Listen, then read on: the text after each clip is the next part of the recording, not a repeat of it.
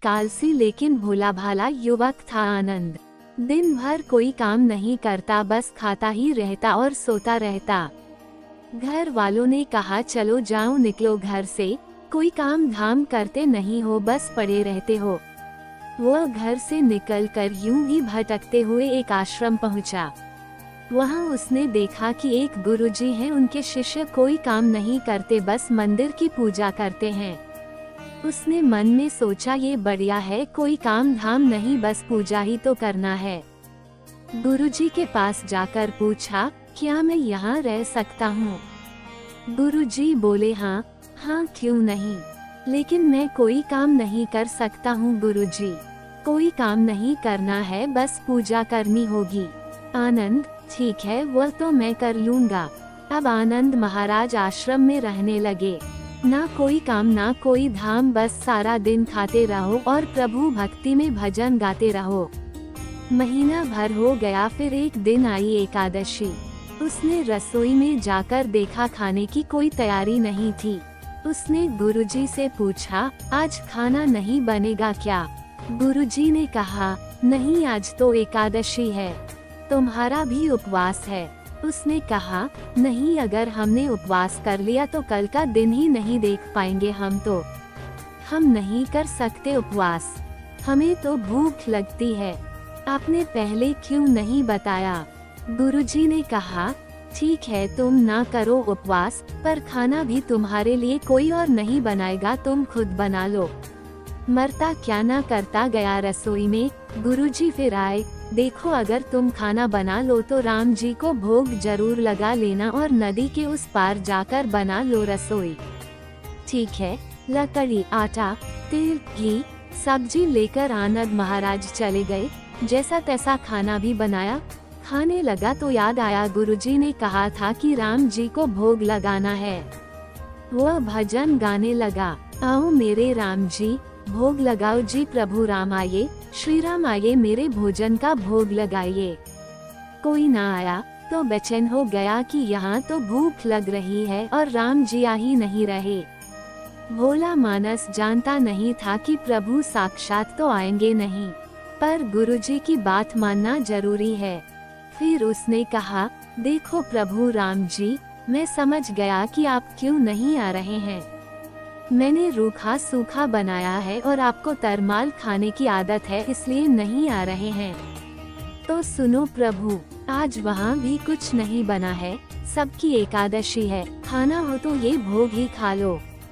श्री राम अपने भक्त की सरलता पर बड़े मुस्कुराए और माता सीता के साथ प्रकट हो गए। भक्त असमंजस में, गुरुजी ने तो कहा था कि राम जी आएंगे, पर यहाँ तो माता सीता भी आई हैं और मैंने तो भोजन बस 2 लोगों का बनाया है। चलो कोई बात नहीं, आज इन्हें ही खिला देते हैं।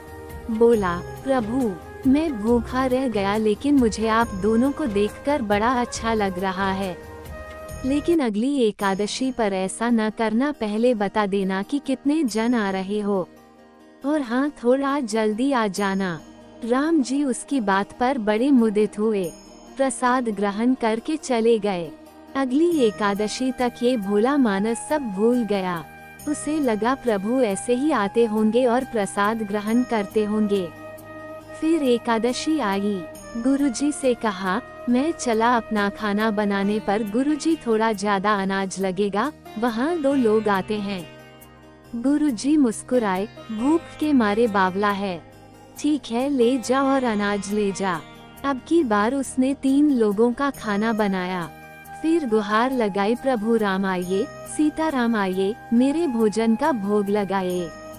प्रभु की महिमा भी निराली है। भक्त के साथ कौतुक करने में उन्हें भी बड़ा मजा आता है।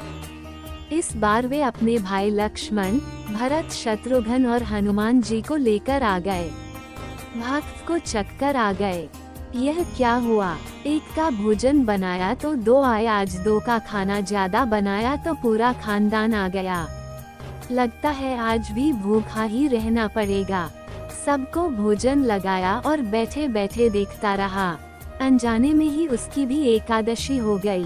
फिर अगली एकादशी आने से पहले गुरुजी से कहा, गुरुजी ये आपके प्रभु राम जी अकेले क्यों नहीं आते, हर बार कितने सारे लोग ले आते हैं। इस बार अनाज ज्यादा देना।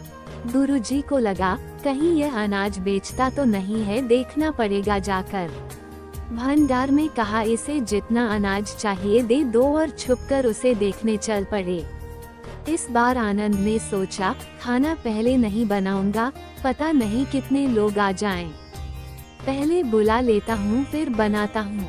फिर टेर लगाई, प्रभु राम आइए, श्री राम आइए, मेरे भोजन का भोग लगाए। सारा राम दरबार मौजूद। इस बार तो हनुमान जी भी साथ आए, लेकिन ये क्या प्रसाद तो तैयार ही नहीं है। भक्त ठहरा भोला भाला, बोला प्रभु इस बार मैंने खाना नहीं बनाया। प्रभु ने पूछा क्यों?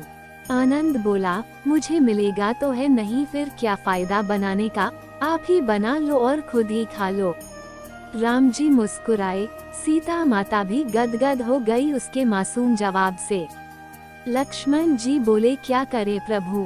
प्रभु बोले भक्त की इच्छा है, पूरी तो करनी पड़ेगी, चलो लग जाओ काम से। लक्ष्मण जी ने लकड़ी उठाई, माता सीता आटा सानने लगी। भक्त एक तरफ बैठकर देखता रहा। माता सीता रसोई बना रही थी तो कई ऋषि मुनि, यक्ष, गंधर्व प्रसाद लेने आने लगे।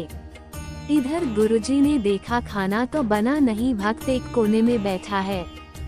पूछा बेटा क्या बात है, खाना क्यों नहीं बनाया? बोला अच्छा किया गुरुजी आप आ गए, देखिए कितने लोग आते हैं प्रभु के साथ। गुरुजी बोले मुझे तो कुछ नहीं दिख रहा तुम्हारे और अनाज के सिवा।